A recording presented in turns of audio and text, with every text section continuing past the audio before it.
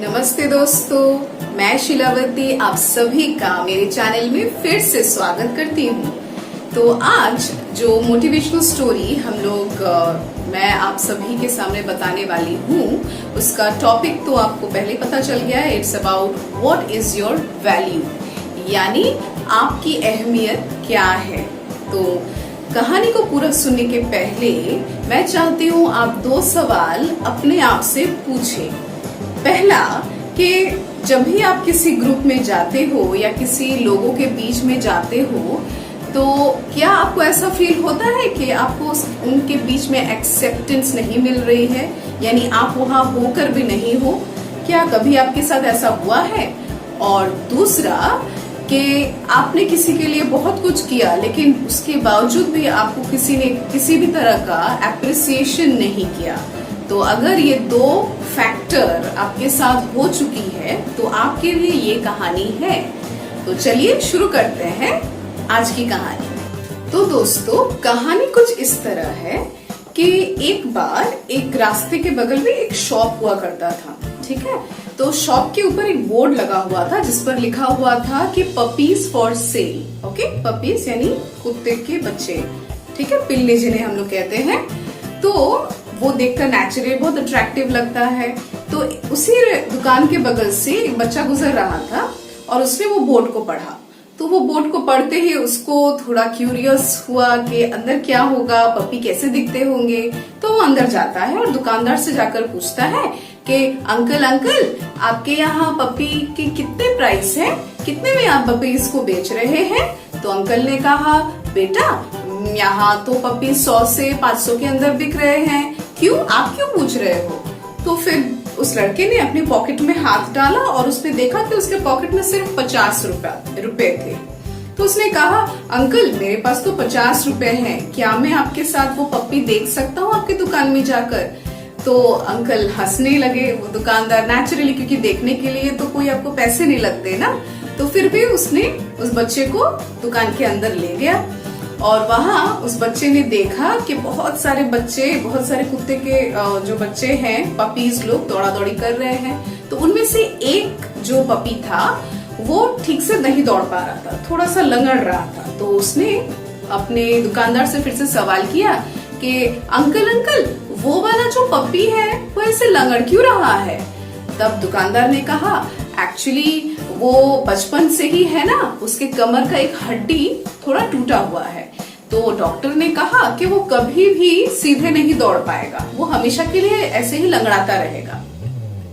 तो ये कह के फिर वो दुकानदार ने कहा कि लेकिन उस कुत्ते का कोई कीमत नहीं है, तुम चाहो तो उसे फ्री में ले सकते हो। तो उस बच्चे ने पूछा, नहीं मैं फ्री में उसको क्यों लूंगा, मैं आपको उसके लिए अभी 50 रुपए देकर जाता हूँ, बाकी उसका कीमत जो भी होगा आप मुझे बता दीजिएगा, मैं आपको थोड़ा थोड़ा करके दे दूंगा। तो दुकानदार ने उसके तरफ प्यार से देखकर बोला कि पर बेटा, बड़ा होकर वो कुत्ता जब बड़ा हो जाएगा वो आपके साथ दौड़ नहीं सकेगा, कूद नहीं सकेगा, आपके साथ खेल नहीं सकेगा, तो आपको तो मजा नहीं आएगा। तब वो लड़का क्या जवाब देता है पता है? वो लड़का धीरे से अपना सर झुकाता है, अपने पैंट के स्लीव्स को फोल्ड अप करके अपना पैर दिखाता है और वो देख के दुकानदार चौंक सा जाता है। क्या दिखता है दुकानदार को? उसे ये दिखता है कि उस बच्चे का पैर पूरी तरह स्टील का बना हुआ है, यानी उसका एक पैर कभी टूटा था तो एक्सीडेंट के मारे, तो उसके बाद उसने उसका पैर स्टील से उसका पैर बंधा हुआ है। तो ये देख लड़का कहता है कि अंकल मैं भी लंगड़ा हूँ, तो वो जब बड़ा होगा, डॉगी जब बड़ा होगा तो किसी को तो चाहिए जो उसके दर्द को समझे, तो मैं उसका दर्द समझ सकता हूँ। तो है ना कितनी मजेदार स्टोरी। तो इससे मैंने जो सीखी कि हर इंसान का लाइफ में वैल्यू होता है अपने अपने जगह।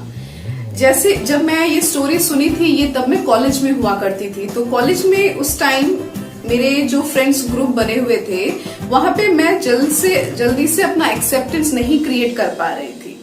तो मैंने सोचा कि शायद मुझ में कोई कमी है, तो वो कमियों को मैं सोची कि कुछ करूं, कुछ अपने आप से वर्क करूं, कुछ भी करूं, लेकिन मैंने देखा कि कुछ भी कर रही हूं तो मेरे साथ वो डेवलपमेंट मैं नहीं कर पा रही हूँ। लेकिन उसी सेम टाइम में जब मैं किसी और डिपार्टमेंट में जाती थी, किसी और ग्रुप में जाकर बात करती थी, तो पता नहीं सारी लड़कियां मैं जैसी थी मैं वैसे ही सबको हंसा सकती थी, सब लोग मुझसे बात करते थे। फिर मैं यही सोचती थी कि सुबह से शाम तो मैं यही हूँ, मैं जैसी घर से निकलती थी मैं वही लड़की हूँ। तो फिर एक ग्रुप मुझे एक्सेप्ट कर रहा है, दूसरा ग्रुप मुझे एक्सेप्ट नहीं कर रहा है, ये क्या मतलब हुआ।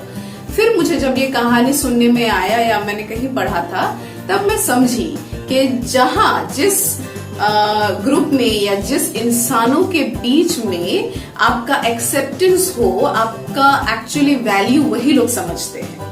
ठीक जैसे हम लोग छोटे रहते हैं, हम लोग जब बचपन में हमारे माँ बाप के प्रति हमारा वैल्यू अलग रहता है। फिर हम लोग जब बड़े हो जाते हैं, तो जब हम लोग अर्न करने लगते हैं तब हमारा वैल्यू अलग हो जाता है।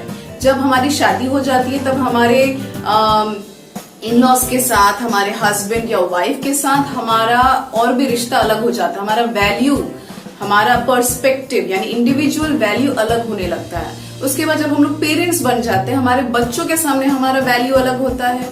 फिर जब हम लोग वृद्ध हो जाते हैं, उम्र हो जाता है, हम लोग किसी के दादाजी, नानी जी, दादी जी बन जाते हैं, तब हमारा वैल्यू अलग होता है। तो हमारा वैल्यू वक्त के साथ बदलता जाता है। हमारा वैल्यू हमेशा कांस्टेंट नहीं रहता, it depends, it changes with time, वो इट्स वेरिएबल। तो हमें कभी भी उदास नहीं होना चाहिए ये सोच के कि दिस ग्रुप ऑफ पीपल के मुझे एक्सेप्ट नहीं कर रहे, वहां मुझे अप्रिसिएशन नहीं मिल रहा है। What we have to do is, उस दौरान हमें ये समझना चाहिए कि कौन से लोग हमें एक्सेप्ट करते हैं, कौन से लोगों के बीच में जाने से उनके चेहरे में हंसी आती है, कौन से लोगों के बीच में जाने से उनके चेहरे में वो ब्राइटनेस आ जाती है हमारे आ जाने से। तो वो है सही जगह हमारा वैल्यू डिसाइड करने का। That is the right place where we can actually understand our value. तो हमारा वैल्यू कभी भी कम नहीं होता। एक चींटी का वैल्यू अलग होता है, एक हाथी का वैल्यू अलग होता है, उसी तरह एक चांद का वैल्यू अलग होता है, एक सूरज का वैल्यू अलग होता है। तो आप भी वैल्यूएबल हो, ये हमेशा याद रखिएगा। आज नहीं तो कल आप हमेशा ही वैल्यूएबल हो, बस आप सही इंसान और सही वक्त का इंतजार कीजिएगा, आपको अपनी कीमत जरूर पता चलेगी। तो आई होप आज का जो स्टोरी था आप सभी को समझ में आया होगा, और अगर आप अपनी लाइफ के साथ इसे रिलेट कर सकते हैं तो मेरे कमेंट बॉक्स में जरूर मुझे बताइएगा। तब तक के लिए थैंक यू सो मच। मैं आऊंगी फिर से अगले वीडियो में एक नई मोटिवेशनल स्टोरी के साथ। तब तक के लिए bye bye, take care and stay happy, stay healthy.